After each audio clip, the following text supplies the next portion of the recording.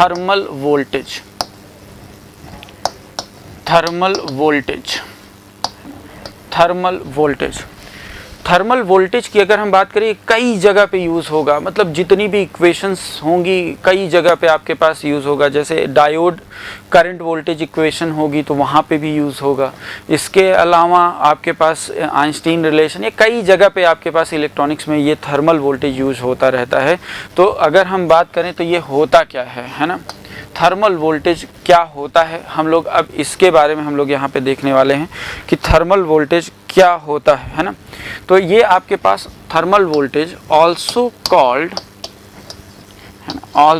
Called volt equivalent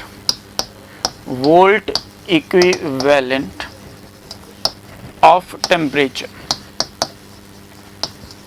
also called volt equivalent of temperature. इसका मतलब क्या हुआ कि अगर आपने एक टेम्परेचर अगर सेट किया हुआ है तो उसके इक्विवेलेंट कितना वोल्टेज वहाँ पे लग रहा होगा, उसी को बोलते हैं थर्मल वोल्टेज, है ना। उसी को थर्मल वोल्टेज मतलब कितनी एनर्जी आपके पास वो टेम्परेचर वहाँ पे आपके पास प्रोड्यूस कर रहा होगा, उसी को आप क्या बोलते हैं, थर्मल वोल्टेज बोलते हैं।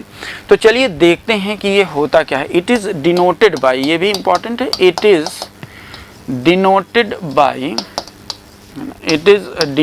बाय VT, है ना। It is denoted by VT। अब होता क्या है ये भी जरा सा देख लीजिए। ये होता है VT is equal to KT by Q, है ना। VT इज इक्वल टू होता है KT बाई Q। अब यहाँ पे अगर हम देखें तो आपके पास K क्या होता है, K की अगर हम बात करें तो ये होता है आपके पास बोल्ट्जमैन कांस्टेंट, है ना। ये आपके पास बोल्ट्जमैन कांस्टेंट होता है। बोल्ट्जमैन कांस्टेंट की वैल्यू कितनी होती है, 1.38 इंटू 10⁻⁻23 जूल पर केल्विन, है ना। ये आपके पास होता है जूल पर केल्विन। नेक्स्ट अगर हम बात करें Q क्या होता है ना। Q की अगर हम बात करें तो Q होता है आपके पास इलेक्ट्रॉनिक चार्ज, है ना। ये होता है आपके पास इलेक्ट्रॉनिक चार्ज। ये क्या होता है सर, 1.602 इंटू 10⁻⁻19 कूलम्ब।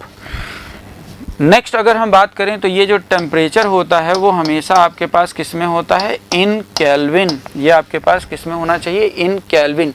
ये तमाम वैल्यूज़ को आप यहाँ पे क्या कर दीजिए, सब्स्टिट्यूट।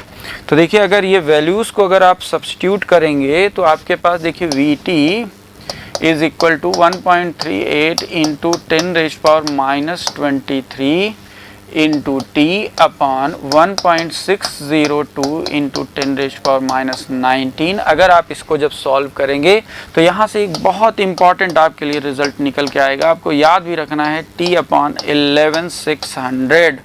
ये बहुत ही इम्पॉर्टेंट आपके पास रिजल्ट होता है। VT is equal to T upon 11600। तो यहाँ से अगर हम बात करें तो ये क्या होगा वो ज़रा देखिए। यहाँ पे एक गौर करने वाली बात है कि यहाँ पे जो टेम्परेचर होगा वो आपके पास हमेशा इन केल्विन रखना है ना, इन केल्विन रखना है। हमेशा ध्यान रखिएगा कि जो टेम्परेचर रखेंगे वो हमेशा इन केल्विन रखेंगे। तो चलिए आइए देखते हैं कि यहाँ पे क्या होगा।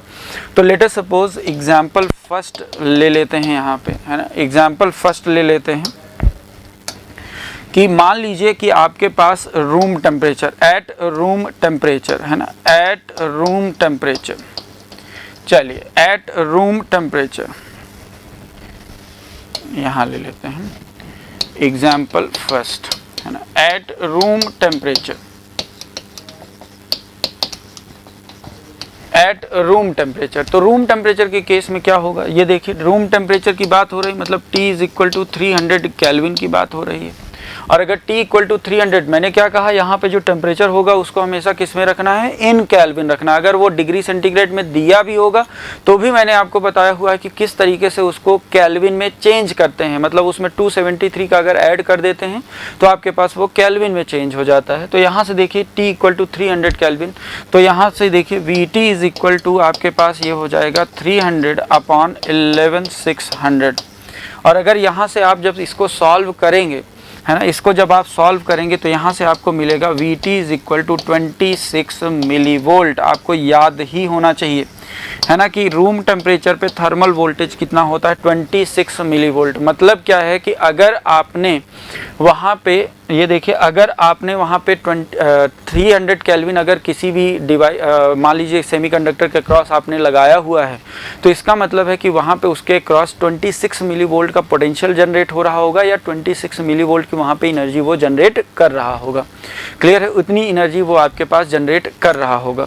तो ये आपके पास 26 मिली वोल्ट। नेक्स्ट अगर हम बात करें मान लीजिए एग्जामिनर रूम टेम्परेचर को, ये देखिए मान लीजिए एग्जामिनर जो है वो आपके पास रूम टेम्परेचर को 298 केल्विन मान रहा है। ये देखिए मान लीजिए ये आपके पास 298 केल्विन मान रहा है तो उस केस में देखिए अगर हम बात करें तो उस केस में क्या हो जाएगा, VT इज इक्वल टू 298 आपके पास 11600, इसको जब आप सॉल्व करेंगे तो आपके पास 25 मिली वोल्ट के अप्रॉक्स में आएगा, है ना, 25 मिली वोल्ट के अप्रॉक्स में ये आता है। नेक्स्ट आपसे पूछ लिया जाए कि 0 kelvin at absolute zero temperature. ये देखिए एट एब्सोल्यूट ज़ीरो टेम्परेचर, मैंने अभी आपको बोला था कि अगर मैं 0 केल्विन की कहीं पे भी बात करता हूँ तो इसका मतलब है कि मैंने वहाँ पे कोई भी एनर्जी सप्लाई नहीं किया है, तो वो आपको यहाँ से समझने को मिलेगा एट एब्सोल्यूट ज़ीरो टेम्परेचर। ये देखिए एट एब्सोल्यूट ज़ीरो टेम्परेचर, अगर मैं यहाँ पे एब्सोल्यूट ज़ीरो टेम्परेचर की बात करूँ तो एब्सोल्यूट ज़ीरो टेम्परेचर क्या होता है यार, T is equal to 0 kelvin. और अगर 0 केल्विन है तो यहाँ से अगर अपन देखें तो VT इज इक्वल टू क्या हो जाएगा 0/11600, तो यहाँ से आपके पास क्या आ जाएगा 0 वोल्ट। मतलब यहाँ पे कोई भी एनर्जी आपने सप्लाई नहीं किया है।